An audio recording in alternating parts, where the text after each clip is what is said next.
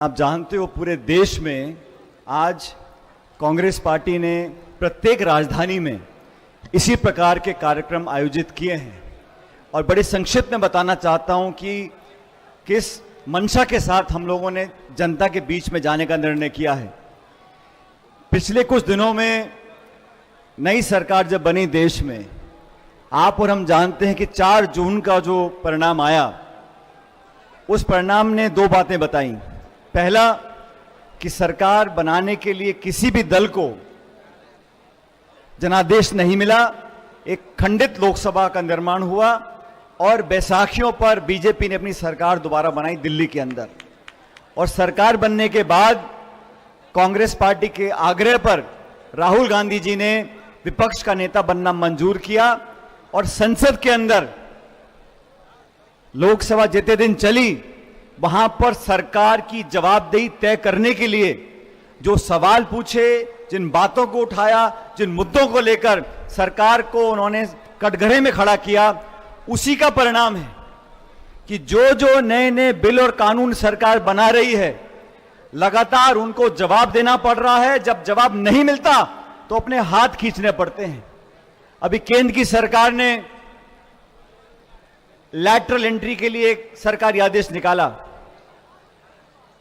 हमने सवाल किया कि आप लोगों को भर्ती करते हो तो जो वंचित वर्ग है, जो पिछड़ा है, गरीब है, दलित है, आदिवासी है, अपेक्षित लोग हैं, उनके बच्चे बच्चों को पढ़ने का मौका देने के बाद आप नौकरी नहीं देना चाहते हो, तो सरकार ने 2 दिन पहले अपना वह सरकारी आदेश वापस ले लिया।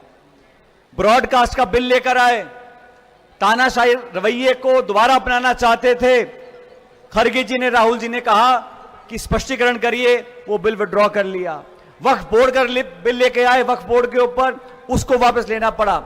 लेकिन मुद्दा यह है कि आज देश में जो मिलीभगत हो रही है, संस्थाओं की, बड़े बड़े उद्योगपतियों की, जो सरकार के साथ हाथ मिलाकर इस देश की अमानत जो है, संपत्ति है, उसको औने पौने दाम में उसका अतिक्रमण कर रहे हैं, उसके खिलाफ राहुल जी ने आवाज उठाई थी।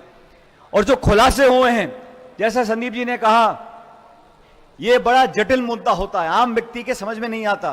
लेकिन मैं आपको उदाहरण देना चाहता हूं, जिस थाने में कोतवाल पर आरोप लग जाए कि तू अपराधी से मिला हुआ है, तो वो थानेदार जांच नहीं कर सकता। आरोप यह लगा कि सेबी की जो चेयरपर्सन है, उनकी मिलीभगत है उन लोगों के साथ जिन लोगों के खिलाफ जांच के आदेश सुप्रीम कोर्ट ने दिए हैं। यह कांग्रेस ने नहीं कहा, एआईसीसी ने नहीं कहा, सुप्रीम कोर्ट ने कहा। बड़े गंभीर आरोप हैं, हजारों लाखों करोड़ रुपए का घोटाला हुआ है। सुप्रीम कोर्ट ने निर्देशित किया सेबी को कि आप जांच करके बताइए कि क्या तथ्य है। अब जांच करने वाले जो हैं, उन्हीं के जब आरोप लगे हैं और तथ्यात्मक आरोप हैं, ये कोई छुपी हुई बात नहीं है, तो सरकार ने ऐसी चुप्पी साध ली कि कोई जवाब नहीं मिला। हम लोगों ने मांग करी कि एक जेपीसी बने, ज्वाइंट पार्लियामेंट्री कमेटी।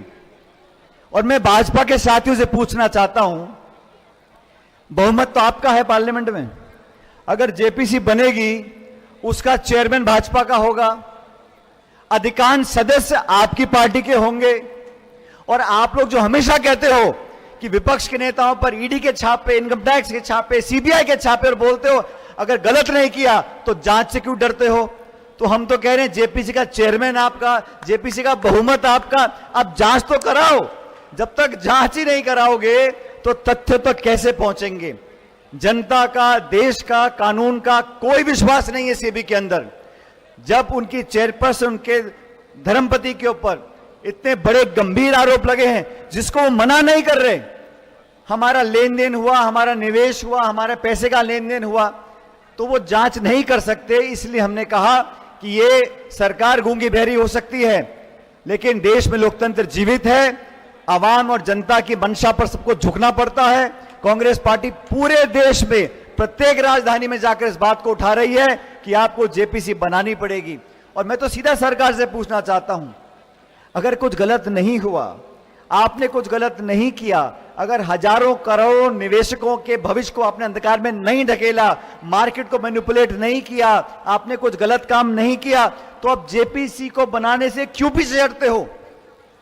आपने बड़े बड़े दावे किए, ईमानदारी के, प्रतिस्पर्धा के, पारदर्शिता के। 10 साल में जनता ने देख लिया अमीर गरीब की खाई कितनी बढ़ गई है। जो चंद उद्योगपति सरकार के साथ रहते हैं उनके तो वारे न्यारे हो गए, और जो गरीब बेचारा जो मजदूरी करता है, नौकरी करता है, मध्यम वर्ग है, छात्र है, किसान है, महिला है, वो सब पीछे उठते चले जा रहे हैं। इस गरीबी की खाई को जो बढ़ाया है, अमीर गरीब की खाई को, इसके लिए सिर्फ और सिर्फ वो लोग जिम्मेदार हैं जो दिल्ली में बैठकर नीति निर्माण करते हैं। इसलिए साथियों, मैं धन्यवाद देना चाहता हूं देवेंद्र यादव जी का, इनकी पूरी कमेटी का, दिल्ली प्रदेश कांग्रेस कमेटी का, कि आप सबको यहां पर बुलाया। पूरा देश इस बात को सुने और समझे कि कांग्रेस पार्टी सिर्फ और सिर्फ एक उचित पारदर्शी जांच चाहती है, और जांच जेपीसी के माध्यम से हो। देश में अनेकों बार जेपीसी बनी है। मुझे याद है एक बार ये कोको कोला को चक्कर आ गया था, उस पर जेपीसी बन गई थी। तो जेपीसी बनाना कोई बहुत बड़ी बात नहीं है, लेकिन अगर मन में चोर हो, कुछ छुपाने की बात हो, तो कोई भी सरकार जेपीसी बनाने से डरती है। इसलिए मेरा सीधा आरोप है सरकार के ऊपर, आप जेपीसी बनाएं, जांच करवाएं। अगर कोई गलती नहीं मिली, जांच के बाद कोई तथ्य सामने नहीं आता, तो मामला खत्म है। लेकिन जांच तो आपको करवानी पड़ेगी। राहुल गांधी जी के नेतृत्व में देश की संसद में और देश की सड़कों पर खड़गे जी और हम सब पार्टी के कार्यकर्ता मिलकर संघर्ष करेंगे, सच्चाई इंसाफ की लड़ाई लड़ेंगे, ताकि देश में जो कानून व्यवस्था है, जो पारदर्शिता हम लाना चाहते हैं, उसको अंजाम दे सकें। दिल्ली प्रदेश कांग्रेस कमेटी के तमाम नेता यहां मौजूद हैं। मैं आप सबका धन्यवाद करता हूं कि आपने मुझे यहां पर अपनी बात रखने के लिए बुलाया। और आप सबको कहना चाहता हूं, जो हमारे कांग्रेस कार्यकर्ता हैं, अभी अभिषेक जी बोल रहे थे झंडा, बैनर, पोस्टर, अब समय आ गया, दिल्ली में भी चुनाव आने वाले हैं। आप सब अपनी कमर कस लो, इस बार ईंट से ईंट बजानी है और दिल्ली में कांग्रेस की सरकार बनानी है। ये दिल्ली में कांग्रेस की जड़ें बहुत मजबूत हैं। समय बदलता रहता है। आज देश ने कांग्रेस के ऊपर अपना आशीर्वाद रखा है, राहुल जी के नेतृत्व में दोबारा अपना विश्वास जताया है। तो मैं सभी दिल्ली के कार्यकर्ताओं को बताना चाहता हूं, ये दिल्ली हमारी और आपकी है, इसे मिलकर सुधारना है। आने वाले जब चुनाव होंगे, हम मजबूती से लड़ेंगे और जीतेंगे। इस संकल्प के साथ आप लोग यहां से जाएं। आप सबका बहुत बहुत धन्यवाद। जय हिंद, राम राम साहब।